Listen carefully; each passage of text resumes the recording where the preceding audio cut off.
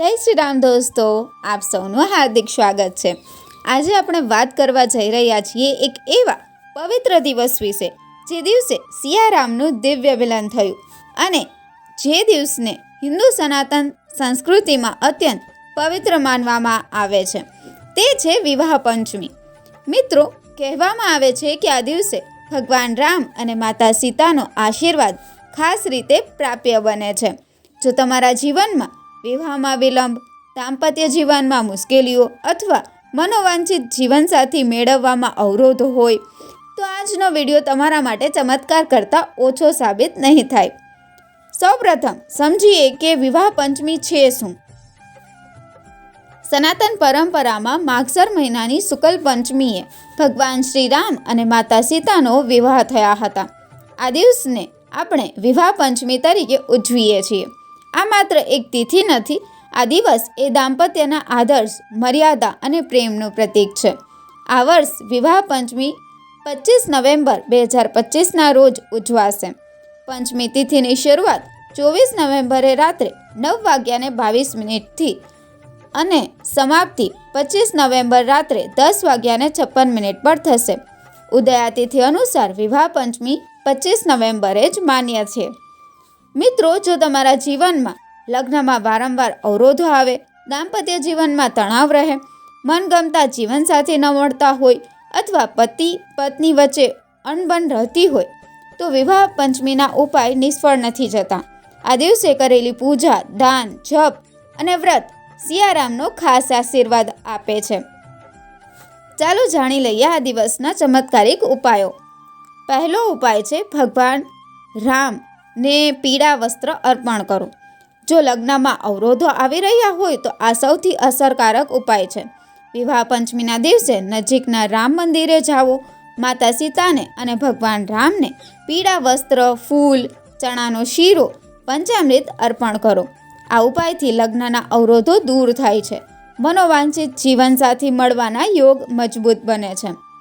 બીજો ઉપાય છે રામચરિતમાનસના સ્વયંવર કાંડનો પાઠ। ગોસ્વામી તુલસીદાસજીનું રામચરિતમાનસ કરીને સ્વયંવર કાંડ આજે પણ દૈવી શક્તિ ધરાવે છે। વિવાહ પંચમીના દિવસે સ્વયંવર પ્રસંગનો પાઠ કરવાથી મનોકામનાઓ પૂર્ણ થાય છે, ઘરે શાંતિ આવે, સુખ અને સ્થિર દાંપત્યના યોગ બળવાન બને। જો તમે દંપતી તરીકે મળીને પાઠ કરો તો તેનું ફળ અનેક ગણું થાય છે। ત્રીજો ઉપાય આવે છે દાન કરવું। સનાતન ધર્મમાં દાનનો મુખ્ય મહિમા છે। ખાસ કરીને પવિત્ર તિથિ પર કરેલું દાન તરત ફળ આપે છે। આ દિવસે જરૂરિયાતમંદો દંપતીને વસ્ત્ર આપો, અન્નદાન કરો, શક્ય હોય તો કોઈ કન્યાના લગ્નમાં આર્થિક મદદ કરો। આ ઉપાયથી તમારા જીવનના પાપ ક્ષય થાય છે અને દૈવી કૃપા ઝડપથી પ્રાપ્ત થાય છે। ચોથો ઉપાય આવે છે પતિ પત્ની માટે વિશેષ ઉપાય। જો દાંપત્ય જીવનમાં તણાવ હોય તો પતિ પત્ની બંનેએ મંદિર જઈને સાથે પ્રાર્થના કરવી। માતા સીતાના ચરણોમાં સિંદૂર, લાલ ચુંદડી અને સૌભાગ્ય સામગ્રી અર્પણ કરવાથી અખંડ સૌભાગ્યના આશીર્વાદ મળે છે। ખાસ કરીને મહિલાઓએ માતા સીતાને સિંદૂર અર્પણ કરવું અને અખંડ સૌભાગ્યવતી ભવો એવી પ્રાર્થના કરવી। આ ઉપાયથી લગ્ન જીવનની કડવાશ દૂર થાય છે અને પ્રેમ વધે છે। પાંચમો ઉપાય આવે છે સિયારામ મંત્ર જપ। આ દિવસે આ મંત્રનો 108 વાર જાપ કરો। ઓમ શ્રી સિયારામાભ્યમ નમઃ। આ જપ મન ચિંતા પૂરી કરે છે। હવે જાણીએ પૂજા વિધિ। સવારે વહેલા સ્નાન કરીને સાફ પીળા કે શુદ્ધ સફેદ વસ્ત્ર ધારણ કરો। રામ સીતાના વિઘ્ન વિનાશક ચિત્ર અથવા મૂર્તિ સ્થાપિત કરો। ફૂલ, ચોખા, દીવો, ધૂપ સાથે પૂજા સામગ્રી રાખો। રામચરિતમાનસનું સ્વયંવર કાંડ વાંચો। ભગવાનને ભોગ અર્પણ કરો, ખાસ કરીને ચણાનો શીરો, પાન, મીઠાઈ। પ્રાર્થના કરો કે તમારા જીવનમાંથી અવરોધો દૂર થાય। જો શક્ય હોય તો સાંજે ફરીથી આરતી કરવી। આ દિવસને માત્ર તિથિ નથી, આ દિવસ શ્રી રામ સીતાના આદર્શ દાંપત્ય સિદ્ધાંતનો પ્રતીક છે।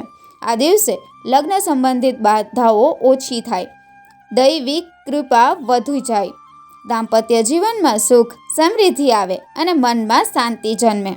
મિત્રો, જો તમે પણ જીવનમાં દાંપત્ય સંબંધી કોઈ સમસ્યા અનુભવતા હો તો વિવાહ પંચમી 2025ને ખાલી ન જવા દેજો. આ પવિત્ર દિવસે આ સરળ ઉપાય કરશો તો સિયારામની કૃપા જરૂર વરસશે. જો તમને વિડીયો પસંદ આવ્યો હોય તો લાઈક કરો, શેર કરો અને અમારા ચેનલને સબસ્ક્રાઈબ કરવાનું ભૂલતા નહીં. સુખી દાંપત્ય જીવનના આશીર્વાદ તમારા સુધી પહોંચે એવી શુભકામનાઓ. જય શ્રી રામ. ધન્યવાદ.